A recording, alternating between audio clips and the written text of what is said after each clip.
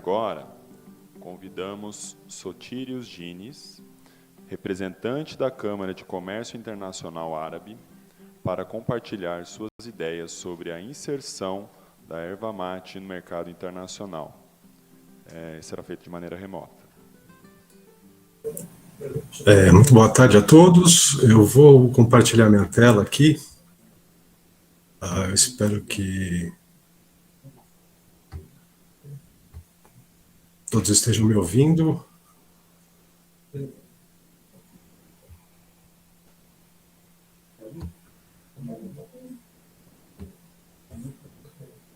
Vocês conseguem ver minha tela? Se você puder só, conseguimos, mas se você puder colocar no ouvir modo vocês. Se alguém puder me falar aqui pelo WhatsApp, se vocês estão vendo minha tela e me escutando, eu agradeço para poder iniciar aqui a apresentação.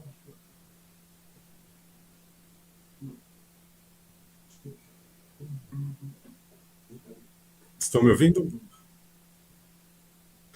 Eu já recebi aqui a informação que sim. Bom, muito boa tarde a todos. Meu nome é Sotírios. Eu trabalho na Câmara de Comércio Árabe Brasileira. Eu sou economista aqui. Trabalho no Departamento de Inteligência de Mercado. Gostaria de agradecer o convite feito e a oportunidade da Câmara Árabe falar para vocês um pouco sobre esse mercado que é alvo de muito preconceito por nossa parte como brasileiros, porque geralmente quando a gente fala ou escuta sobre o mercado árabe, a gente infelizmente só recebe notícias ruins de lá. E apesar de existirem notícias ruins, existem notícias muito boas, existem muitas oportunidades. É um mercado muito receptivo ao produto brasileiro. O Brasil, a gente fez uma pesquisa há uns 2 anos atrás, junto com o IBOP. A gente tem aqui no Brasil cerca de 12 milhões de árabes e descendentes de árabes. A cultura árabe foi muito bem recebida aqui no Brasil e os brasileiros são muito bem recebidos nos países árabes. Não tem como eu falar sobre 22 países árabes em tão pouco tempo, então eu vou tentar, na medida do possível, passar um panorama geral e mostrar algumas oportunidades que vocês podem encontrar naquele mercado. Basicamente, a Câmara é uma instituição que tem mais de 70 anos. A gente tem como missão conectar brasileiros e árabes econômica, cultural e comercialmente. Nós somos a única entidade que é reconhecida pela Liga dos Estados Árabes. E os países árabes compreendem esses 22 países que estão aqui apresentados para vocês. Eu não sou árabe, não sou muçulmano. Confesso que antes de trabalhar na Câmara Árabe existiam alguns países aqui citados que eu não sabia nem que existiam.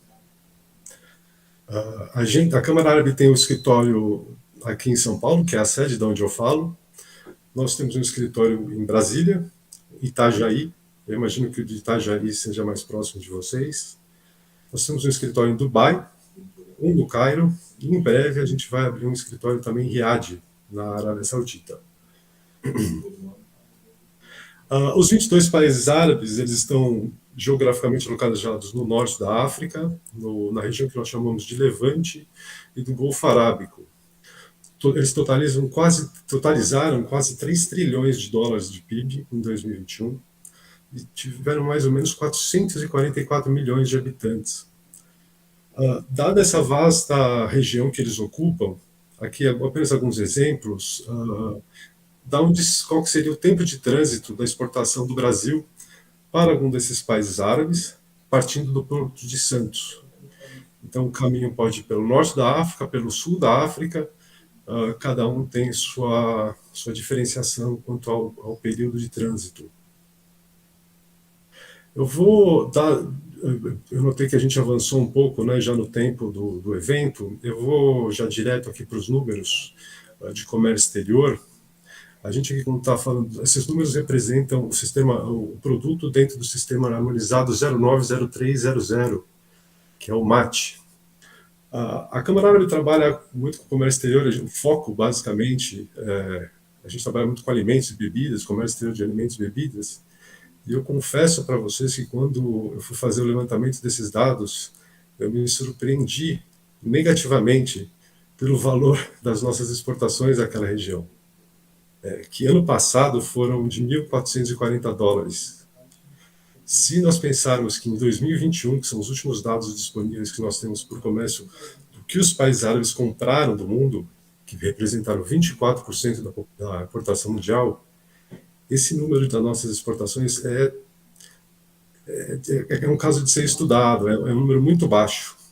Antes dessa apresentação que eu estou fazendo com vocês, eu conversei previamente com o pessoal do Invest Paraná, e para eu até entender um pouco mais sobre a erva mate, o seu sistema de produção, e toda essa riqueza, todo esse valor que está impregnado na produção da erva mate que vocês fazem, ela, infelizmente, ela não foi explorada ainda para aquela região, e vocês têm muito valor para vender para aquela região. Eu vou explorar alguns pontos posteriormente, que nós acreditamos que dão base para essa perspectiva e essas oportunidades de negócios que não estão sendo exploradas, mas que podem ser exploradas.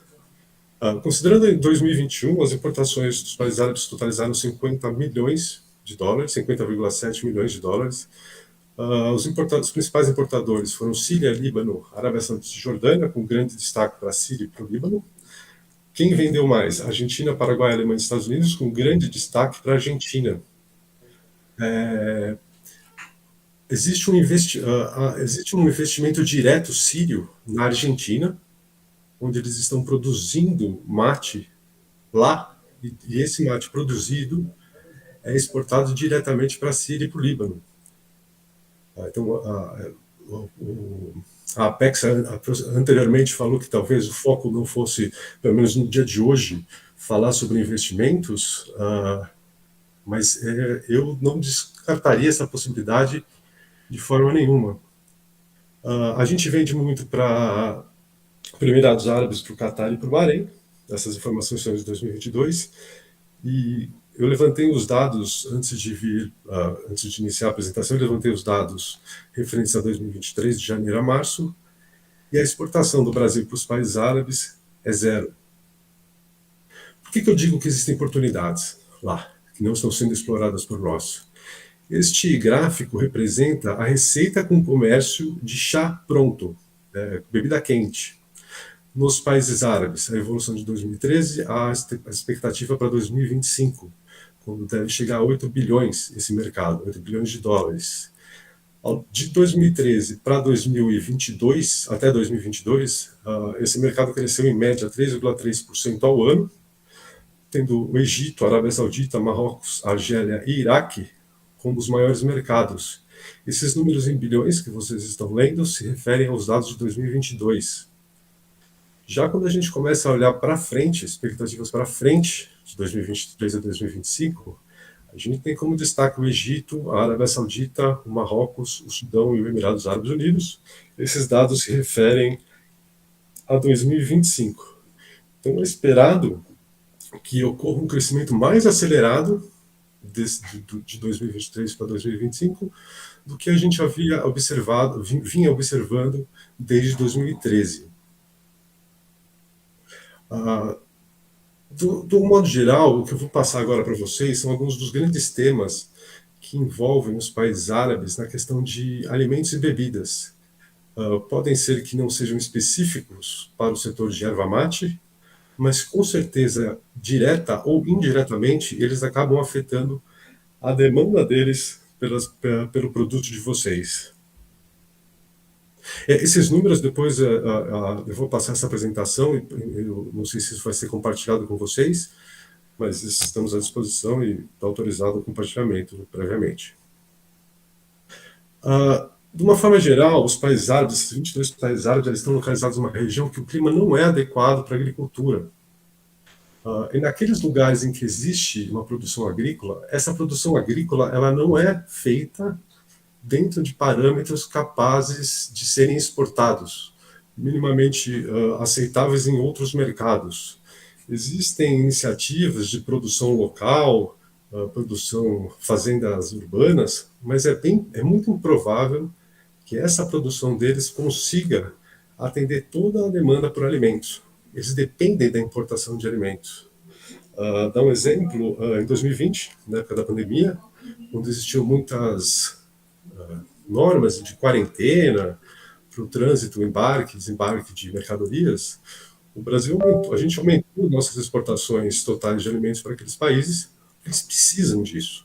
Sem isso, essa questão da segurança alimentar, ela permeia todo o aspecto de planejamento estratégico, de políticas de governo de todos os países da região.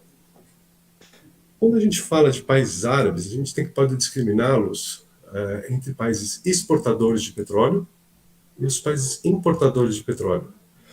Para os países exportadores de petróleo, quando o preço do petróleo aumenta no mercado internacional, isso é bom para eles, significa entrada de divisas. Já para aqueles que importam, combustíveis e petróleo, isso se reflete num problema, porque com o aumento do custo do combustível, isso aumenta o custo dos alimentos, e muitos desses países já têm situações fiscais muito sensíveis, o que prejudica políticas, por exemplo, de subsídio. Então, eles acabam tendo um problema maior de insegurança alimentar. Eu acredito que seja de conhecimento de todos que o mundo está caminhando para um setor de automóveis e de combustíveis fora do petróleo. E esses países árabes, principalmente os produtores de petróleo, já se deram conta disso e viram que daqui a uns anos, muito da receita que eles obtiveram e obtêm até hoje, um comércio internacional de petróleo, vai cessar. Então eles começaram a desenvolver projetos de diversificação econômica, ou seja, desenvolver outros setores da economia, a exemplo do turismo, da indústria manufatureira, para que isso gere receita e emprego para aquela população. Entre esses aspectos, não são só aporte de recursos dos grandes fundos soberanos árabes. Para vocês terem uma ideia, dos 10 maiores fundos soberanos do mundo, hoje, 5 são árabes.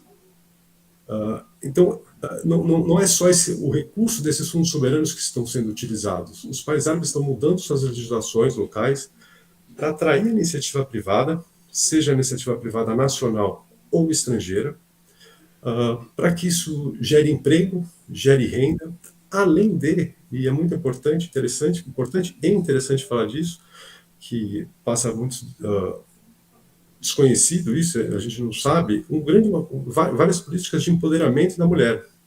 Mulher árabe participando do mercado de trabalho e na medida do caminhar das águas, por dizer assim, ela tomando cada vez mais o poder de tomada de decisão.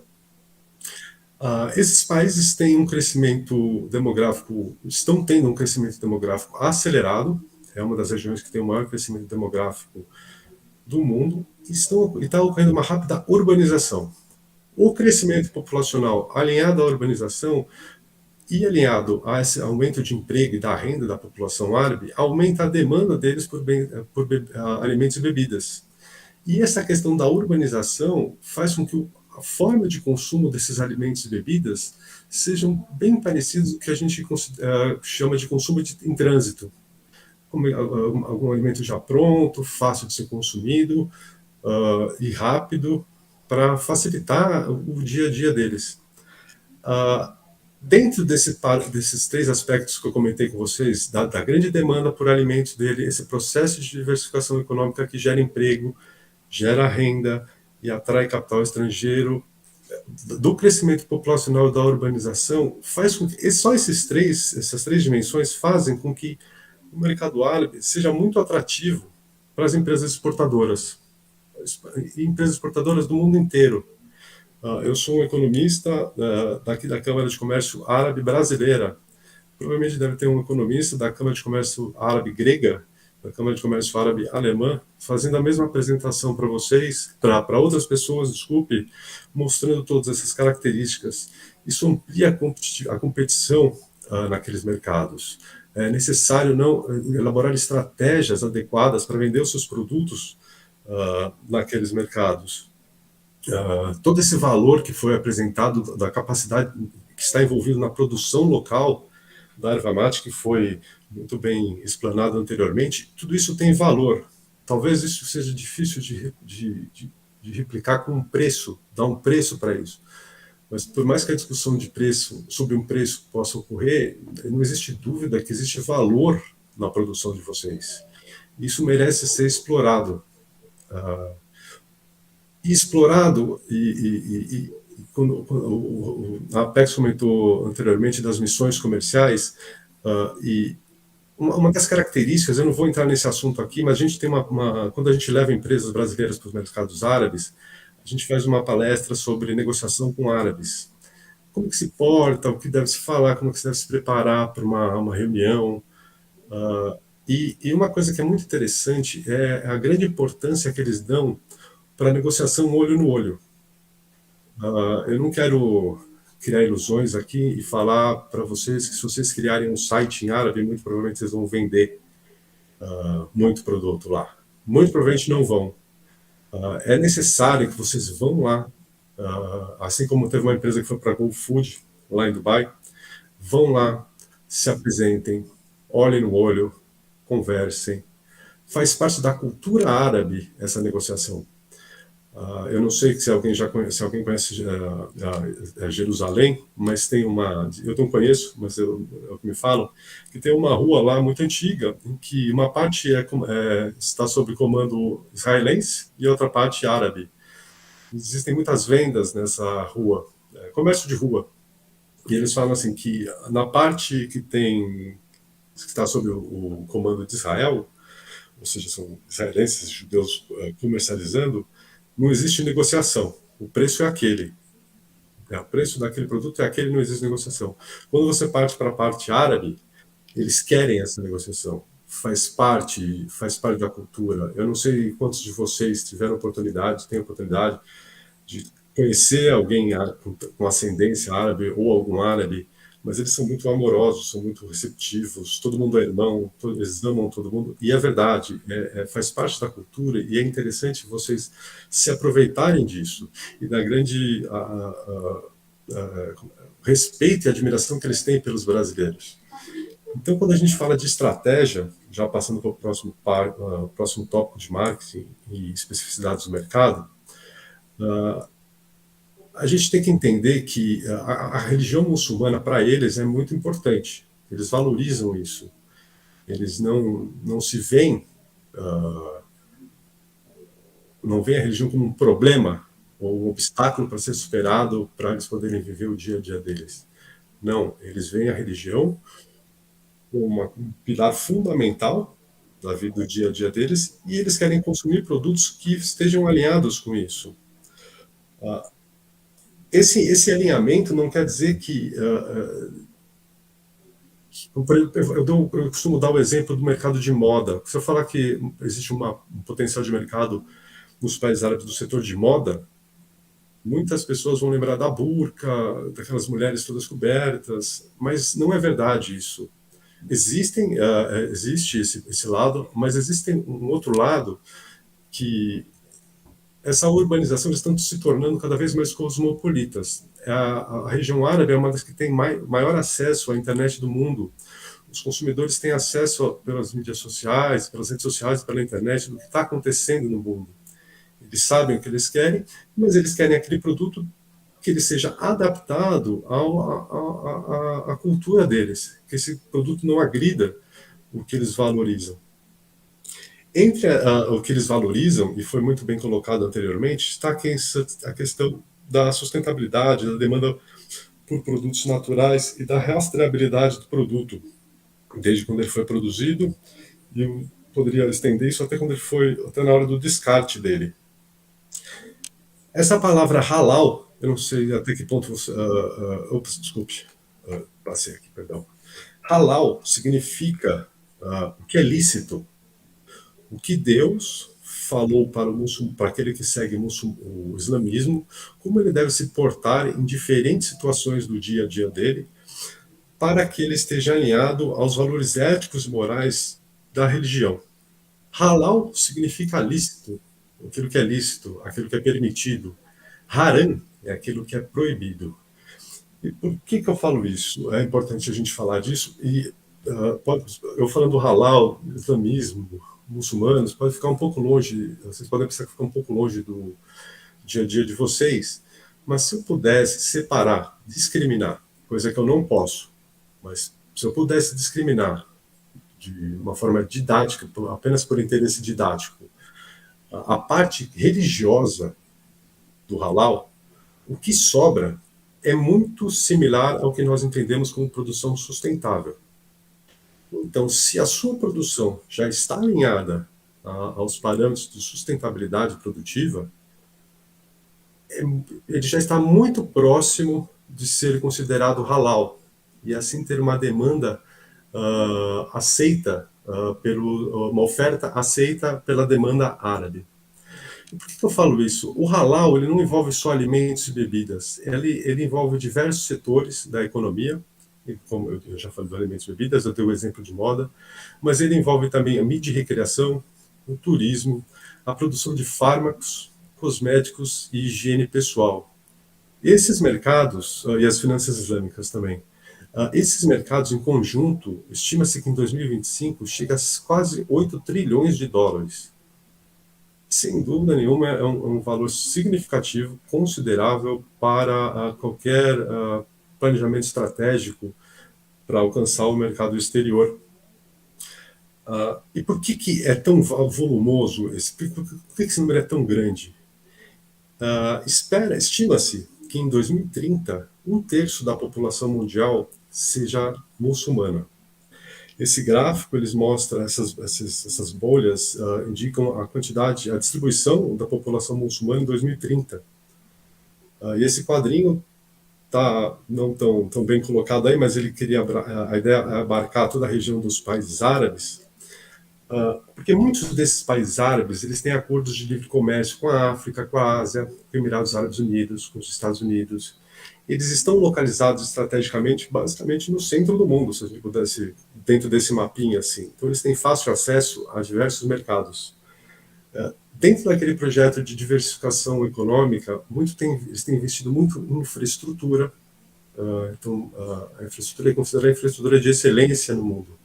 E eles têm dado muitos incentivos aos investimentos externos diretos nas zonas francas. Todos esses países, basicamente todos os países árabes possuem zonas francas, onde são dados incentivos para empresas brasileiras, para empresas do mundo inteiro, perdão, se instalarem lá, manipularem seus produtos e conseguirem acessar outros mercados. Vocês podem ver que existem bolinhas menores na Europa, até na América do Sul e nos Estados Unidos. Dado que o conceito halal está muito atrelado ao conceito de sustentabilidade produtiva, já existem diversos relatos, por exemplo, de consumidores não muçulmanos no Reino Unido, por exemplo, que ao se depararem com um produto em que ele vê o símbolo do produto halal, eles adquirem aquele produto porque eles sabem que aquele produto foi feito seguindo os parâmetros da sustentabilidade. Ele não valoriza o islamismo, ele valoriza o processo sustentável. Ele sabe que o halal e a sustentabilidade são similares, estão alinhados intrinsecamente, então ele adquire aquele produto para atender a sua demanda por produtos sustentáveis. A gente escuta muito das zonas francas do desenvolvimento que acontece na região do Golfo Arábico, que abarca a Arábia Saudita, Emirados Árabes, Catar, Kuwait, Omã e Bahrein. Mas é interessante notar que no norte da África, muitos daqueles países do norte da África foram colonizados por muito tempo por países europeus e utilizavam esses países como plataforma de produção dos produtos para entrada no mercado europeu. Não são mais colônias, mas a mão de obra continua qualificada, porque elas foram treinadas para produzir produtos para atender o mercado árabe, o mercado europeu. Então, caso vocês pensem em internacionalizar suas empresas e falem, poxa, mas será que ali tem mão de obra qualificada para trabalhar com o meu produto do jeito que eu quero, que eu preciso que ele seja trabalhado?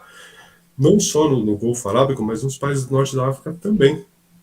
Vocês vão ter a possibilidade de encontrar mão de obra qualificada para trabalhar o produto de vocês. Todo esse mundo de muçulmanos, por assim dizer, uma vez ao ano é celebrado o Ramadã, né, que é o período de jejum dos muçulmanos, no período do dia, assim, mais ou menos até o final da tarde, eles ficam em jejum, e na medida do possível, tendo condições, pelo menos uma vez na vida, o muçulmano precisa ir para Meca, na Arábia Saudita, fazer a peregrinação. Vai gente do mundo inteiro para lá, existem muçulmanos do mundo inteiro. E muitas empresas multinacionais, atentando para esse mercado muçulmano, elas fazem ações de marketing voltadas para esse público no período do Ramadã.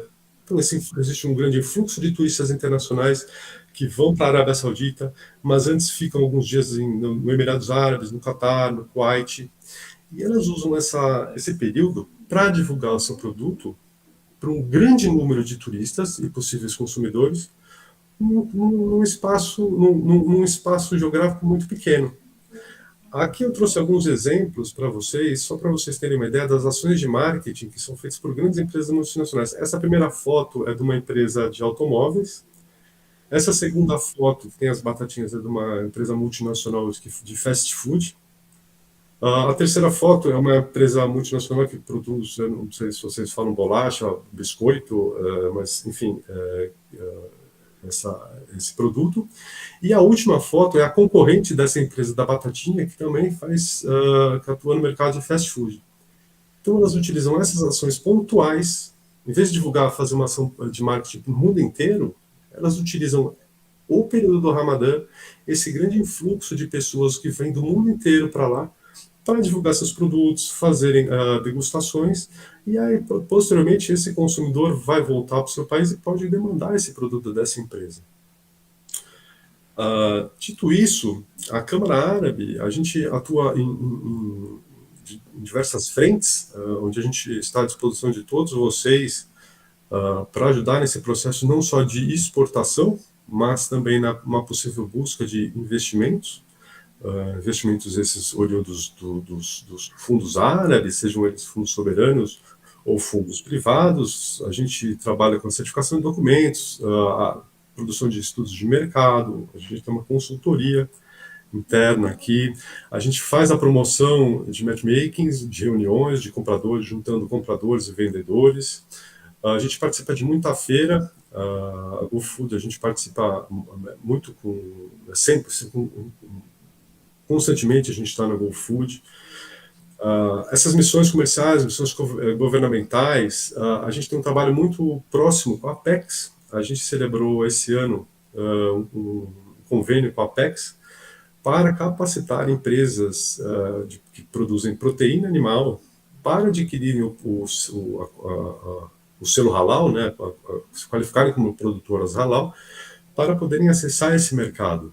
Hoje mesmo existe uma parte da equipe da Câmara Árabe que está em Minas Gerais, fazendo uma apresentação desse projeto para as empresas que estão localizadas lá. A gente também atua muito com a PIX, já fiz muita apresentação para o projeto da PIX, da Apex. A gente tem muito interesse de que cada vez mais e mais empresas explorem o mercado árabe. Às vezes é interessante, eu vi numa palestra aí que talvez alguns de vocês não sejam grandes produtores, talvez a capacidade produtiva de vocês não seja suficiente para, por exemplo, atender uma demanda de uma rede de supermercados que atua em diversos países árabes, mas é muito interessante notar as oportunidades dos mercados de nicho. Não desprezem, mesmo vocês não tendo capacidade de produzir bilhões e bilhões e bilhões, daqueles milhares serem exportados e comercializados nos países árabes.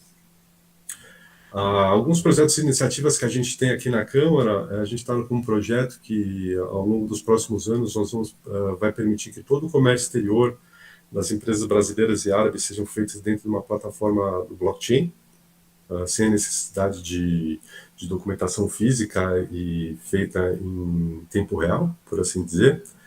A gente tem um projeto que é o CCAB Lab, que nós reunimos startups brasileiras e árabes para o desenvolvimento dos seus negócios. A AMBA é a Agência de Notícia Brasil Árabe. Nós temos dentro da Câmara Árabe uma agência de notícias, uma redação aqui interna, que todo dia produz conteúdo em árabe, português e inglês. A Casa Árabe é uma iniciativa onde a gente busca aproximar todas as formas de relacionamentos entre árabes e brasileiros. Existe o Comitê de Mulheres, empreendedoras brasileiras e empreendedoras árabes trabalhando em conjunto para o desenvolvimento dos negócios, e mais recentemente teve o lançamento do Comitê de Esportes, focado para esse setor específico. Esses aqui são os nossos próximos eventos que a Câmara Árabe vai participar. Estão todos convidados a terem maiores informações, caso tenham interesse. E vocês estão vendo aqui, em setembro, a Malásia, um evento na Malásia. Esse projeto da Apex, ele não envolve só... O foco são países árabes, mas ele não envolve só a exportação voltada para os países árabes. A gente aqui, a Câmara Árabe tem uma ideia de que quanto mais as empresas brasileiras venderem para o exterior, maiores vão ser as oportunidades que elas vão ter para exportar para os países árabes. Então, nós estamos incentivando que as empresas brasileiras exportem para a Malásia, exportem para a África do Sul, exportem para a Indonésia. Não são países, tirando a África do Sul, a Malásia e a Indonésia são países de maioria muçulmana, e a África do Sul não.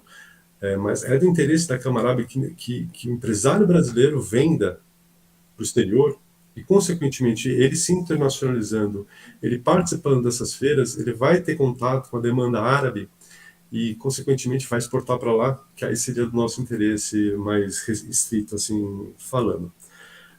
Eu termino por aqui. Eu agradeço já a boa vontade de todos.